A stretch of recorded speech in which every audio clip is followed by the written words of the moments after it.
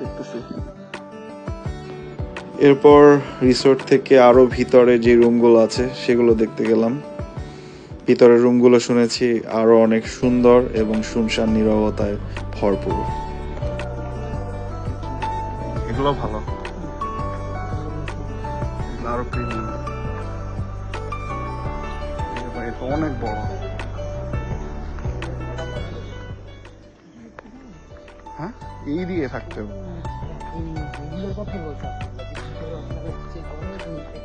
দেখ ক্যামেরার অ্যাঙ্গেলের ভিউ খুব সুন্দর আসছে।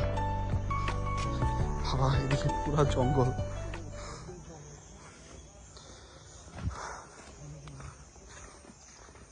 ওয়াও,